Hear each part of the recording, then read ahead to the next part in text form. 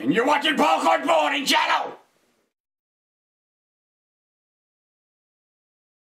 We just wanted to sit down and talk about this subject because each year I'm hearing more and more and more about it. I get a lot more questions. It seems like going back a few years ago, people didn't know what it was. And so we spent a couple of years explaining actually what it is. And now people are wondering more if it works and how much it costs and where to get it. So Chris is dealing with this on a daily basis, especially when we get into the fall.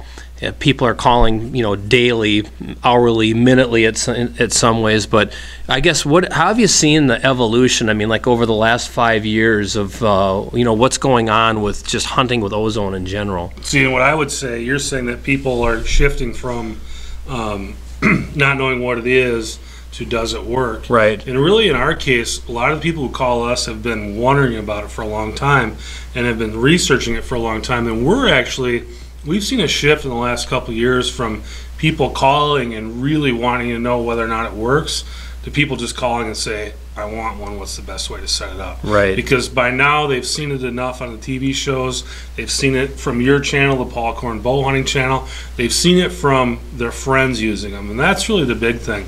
Once one friend gets one and the other guys see what it does for them, they want one too. Right. And that's really where you see the growth is once one guy in that buddy group starts to get one and starts to see and figures it out, then people just call and they just want to know what the best setup for it is. Right. Now, instead of does it work, they know it works now. Ozonics was obviously the pioneer in this in the field ozone generating, and they used to have. I know they had a 1 year money back guarantee, and I guess I really haven't followed too closely what's going on. But talking with the people at Ozonics, the first year that they had the 200 on the market, they said they could carry everything that they took back, and like one person could hold it because it was basically. And what I had found when I was using the units was. What I would tell people is, here's the deal: you buy a unit, you spend $499, or and you're probably getting a case for it and a few other things. An extra battery. You're gonna have $600 invested. You can return the unit if you don't think it works, but I almost defy or dare you. If you actually hunt and use that thing for an entire year, you will not return it, and you'll have one or two aha moments where you're like, wow, I can't believe this. What have we seen, or what have you seen at, Hunt with Ozone? Is there, how common is it for someone to call back and claim it doesn't work or want to return the unit? Yeah, I mean, we sell several hundred of these a year. Yeah. And we usually do, we do get one or two people a year will call and say it doesn't work. Now, Ozonics does not do that guarantee anymore. Okay. The reason being is they said when they started, they felt like they needed to prove themselves, right? And now they feel like the proof is already out there. So basically what they felt like, if it did happen now, it was almost like a rental program, and they wanted to get out of the rental program. So they feel like the proof is out there. They don't need to prove themselves anymore. But like I said, we sell several hundred a year, and we still do get one or two people every year will call and say, I just don't think. But if we're talking about 1% or 2%, that really goes to show you how much power there is in it and what it really can do for you to change your hunt. And we don't know what those one or two people, how they're using it or what they're doing. And a lot of times when you talk to people, you find out that maybe they weren't, the HR 200 didn't really tell you what mode it was in if you didn't know to turn it to boost. They think they're in boost. So sometimes you talk to them and you find out, the guy was hunting in ground blind mode the whole season, right? And he wasn't getting the most out of it. There's a lot of things. I think that's one thing too that people need to realize when they go to forums, that a lot of people don't go on forums and say, oh yeah, everything worked great. Most people when they go on a forum, they're going there to air out some kind of grievance that they have. So, and what happens is, I don't like to engage, but I like to read sometimes and just see what's being said and how stories are unraveling.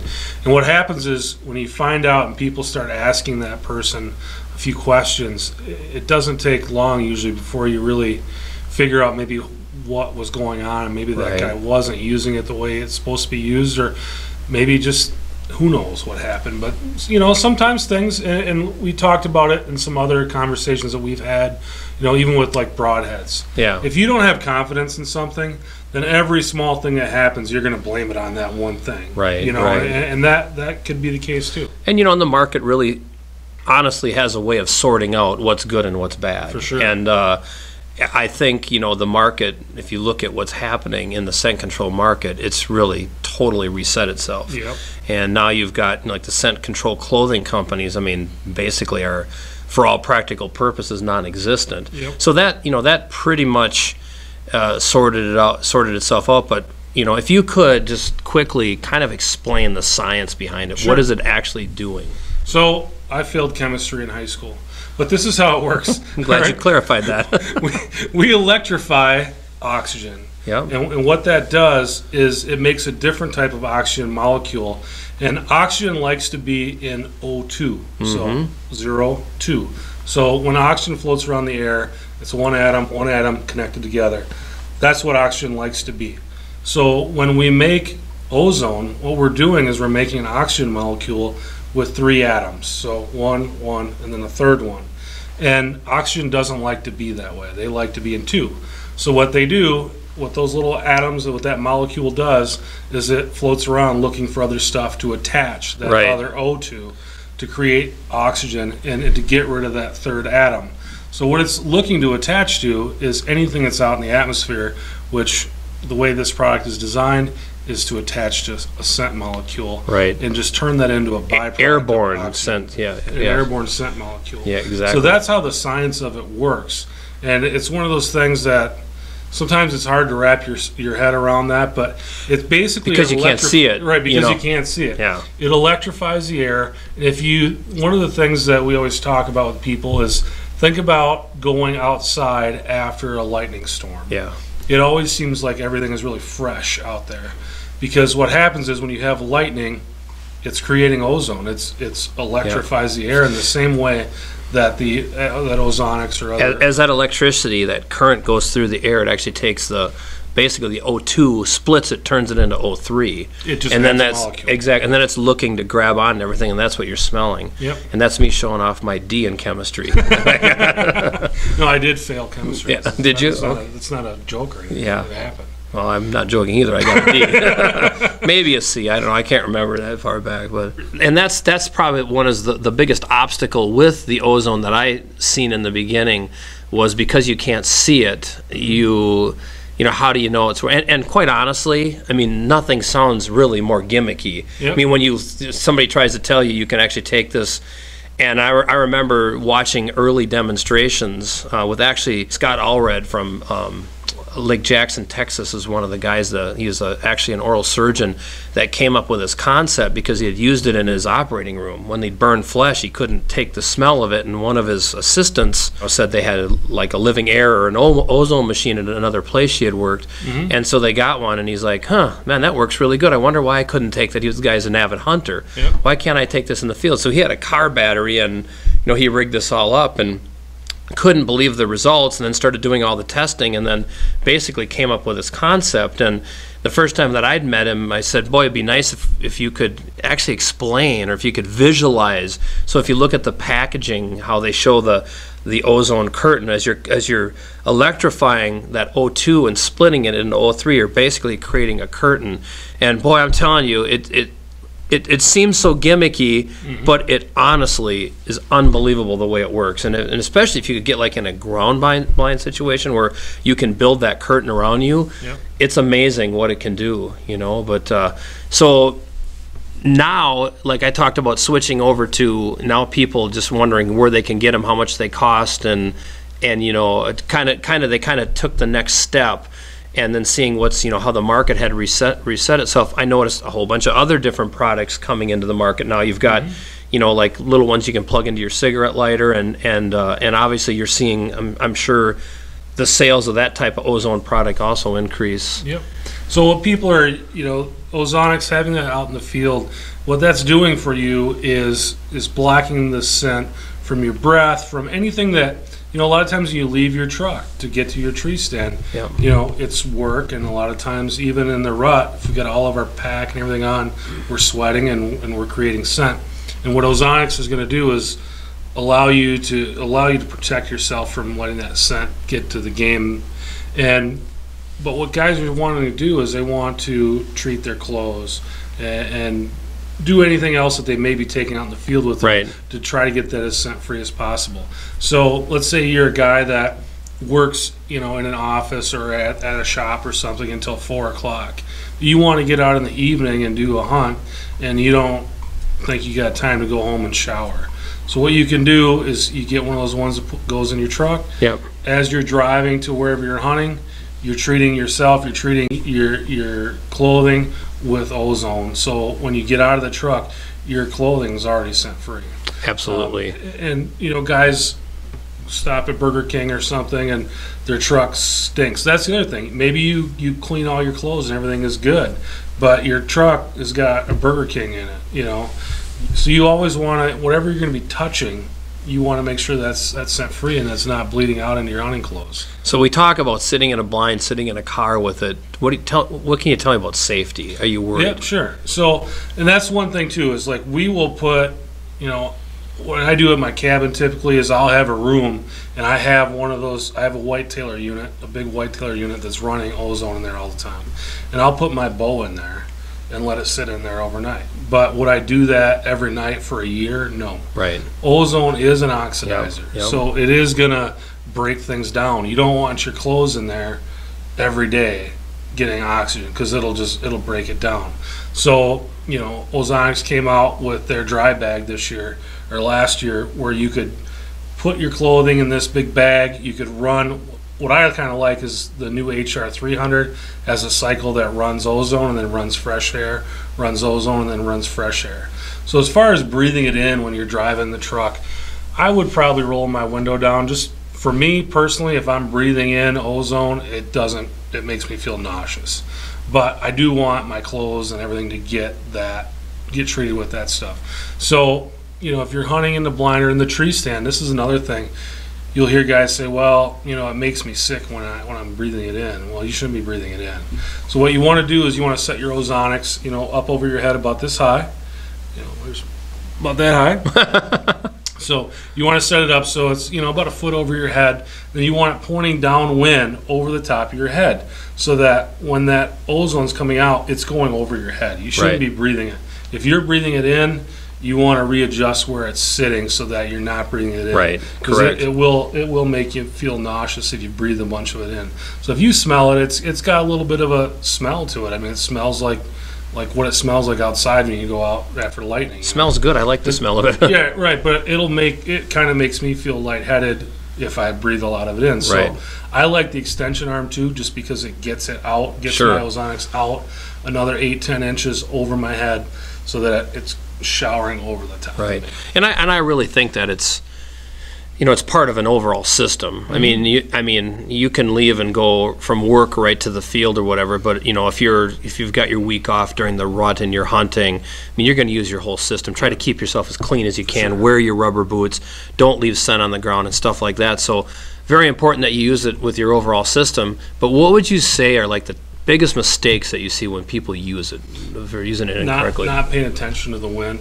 So if you've got that thing and it's pointed, let's say your wind is in your face and you've got the thing, because people see it on TV. Yeah. And they always see it and it looks like it's right over the top of their head, pointing where they're looking. Right. And that it makes for a nice shot for the marketing folks. Right. But if the wind is in your face, and usually you're hunting in wind in your face, keep the wind to your face, and then it should be hunting. It should actually be pointing behind you. Exactly. Yeah. And like you said, it should be part of your whole program. So you still want to spray down. You still want to wash your clothes in scent-free soap. If you're, a lot of times when I go hunting, I'm hunting out in a cabin situation. So a lot of times I'll just leave my clothes outside at night just so they can air out. You should still be doing all of that stuff. But this is kind of that extra component. And one thing I always tell people, deer smell differently than we do. So let's say we walk into our cabin, we've had a pot of chili cooking all day. When we go in, it smells like chili. A deer would go in and smells like kidney beans, hamburger, paprika. Like they will pick out all those individual scents. So what we're doing with Ozonics, and I mean, what we'd like to do is have 100% scent protection. The reality is it's probably not going to be 100%. But what we want is we want that deer, when he's at 20 yards, to think that we're at 200 yards. Right. Right. You know, or not in his zone where they're going to freak out and go, this isn't right, and I mean, gone, you know. Most deer in whitetail country, they smell people all the time. Right. Yep. I mean, they're in farming areas, or a lot of guys that hunt out east, you know, they're in areas where there are people living there. And they know that if a human is 200 yards away from them, they're not alarmed. But if a human's 20 yards away from them, that may be a different story. So what we're doing with Ozonics, and really with our entire scent system, is we want that animal to think that we're further away than we actually are. Right. So that's the whole system. But as far as mistake, probably the biggest mistake is not having it set up where it needs to be. So you want that thing, you know, 8 to 12 inches above your head, pointing downwind. The other one is probably going to be just not charging your batteries. You know, if you get out there and your batteries are dead, it's not going to do you a whole lot of good. So, you know, for guys that we know that call us and say, I'm going to go to an outfit for the rut and I'm going to be hunting for a week. What do I need? You always need an extra charger, because that way when you get in, you're going to be hunting the rut hunt. You're probably going to be out there all day. So you need 12 hours of battery. When you get in at 6 o'clock, you don't want to put your battery on there and have to stay up till midnight to put your next battery on there. And if you forget, it throws you off. I mean, all you got to do is get home and get sidetracked, and you're in.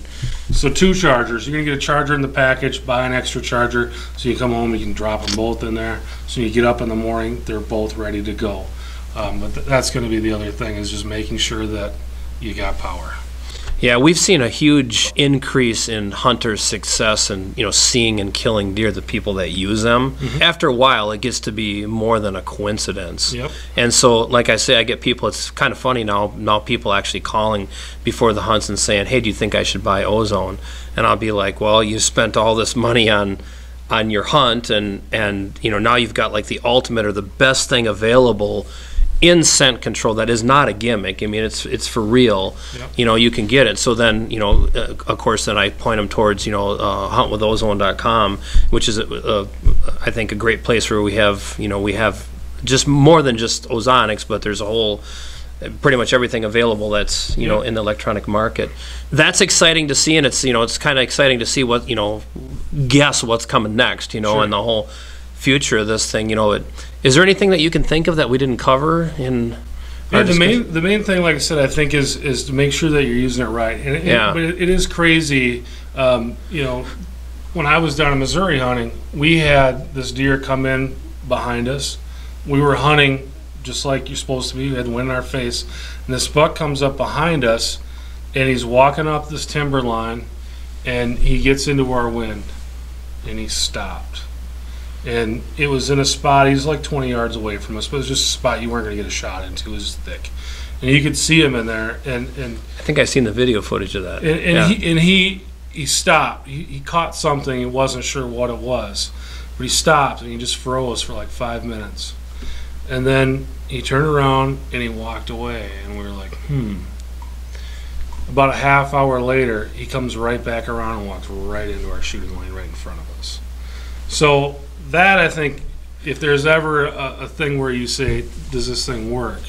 I think that's, you know, a really and that's good indicator. That's one of the aha moments that I'm talking about. Exactly. Where, you know, a couple comments that I would add is that what was weird for me was that when I'd actually see deer that would, like mature bucks that would stop and start, and like I can smell something, and you'd think they're looking at you, but I don't. I mean, I'm, you know, years and years of doing this and having a lot of success hunting, you know, mature whitetails. A big deer never looks up at you. You know, to have them lip curling and trying to take air in to figure out what that is. And I actually thought that they were smelling the ozone. I don't know what they're smelling, and I guess it doesn't matter. But they're, you know, he's trying to get a scent. And then to have him, I remember one particular time, my heart was beating, and I'm like, oh my God, I hope this machine doesn't shut off. Because, I mean, he is right downwind of me. And now the last couple of years, you know, I've killed my deer and I had it going, but they weren't downwind of me. But I would say a big thing is that your calling gets better when you use ozone, because these deer like to circle around downwind, and if they do that, I think a lot of the deer that you call in you never see. You know, and so all of a sudden now you become a better caller and just a better hunter. You're keeping your areas pure. And you know, and the other things that I would add to that is when I was hunting with Will Primos many years ago now, and he was interested in ozonics, and he would talk about it and he'd ask me questions, but man, he wasn't. I mean, it was kind of an interesting thing, but well, I ended up killing a deer down there, and you know, I called him on the cell phone, and he said, "Well, where is it?" And I said, "Well, it's behind me." You know, and there was water behind me, and well, there's water in front of me. It was real deep back behind, and he goes, "Well, they're supposed to come from the other way." I go, "Well, they came from behind me." He goes, "Well, that was downwind." I go, "Yeah, they were downwind all morning chasing," and then that was like his aha moment was actually me hunting and shooting a deer, and it was interesting because he has one of these electric bug, or like a Polaris EV or a bad boy buggy or something. He's coming to get me in. I think it was a Polaris. But anyways, he comes driving up, and I could see him coming down the road, and it's quiet. You know, it's like, oh, okay. And I was excited to get down and go look at my deer, so I turned my ozone off, and I'm kind of putting everything away, and as he's driving up, the deer start blowing at me downwind. So here, I shot the deer, I waited a little bit, it took him a while to get to me, and in that next 20 minutes, deer were actually bedded down behind me that I didn't know about, and they just started running and blowing. And I'm like, wow. And I told Will that, and it was funny because it's like I'm like, I lower my bow down. He's like, lower that Ozonics unit down. He wanted to put it in his hands and use it, you know, or look at it. I'm like, well, I don't know what you're going to look at, but okay.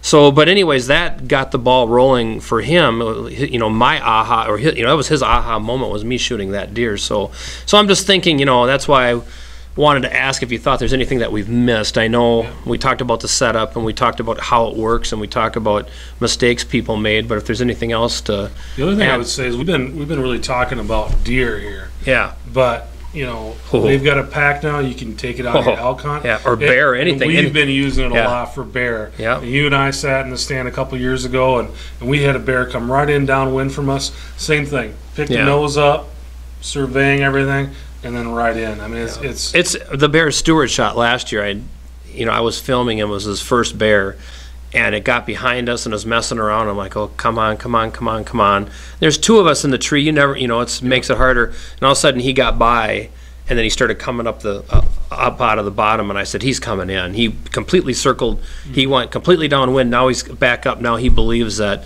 the coast is clear. But Stu was up there with a bow ready to sting him, you know. So it worked out great. But yeah, I mean, it's unbelievable how it's made hunting much easier when you can beat their nose, because that's what it's all about, beating that nose. So if you can beat a bear or a hog, you can beat a deer. Well, that wraps it up. I appreciate you for checking in with us. Chris Larsen, huntwithozone.com. If you want to check out, you can probably see we've got videos on Paul Korn Bow Hunting channel of how to actually set the units up, and there's plenty of hunts on there where we're taking full advantage of splitting O2 molecules into O3 with an Ozonics unit, and becoming invisible to the game and really putting the hurt on them. So check us out, and until next time, I guess shoot straight.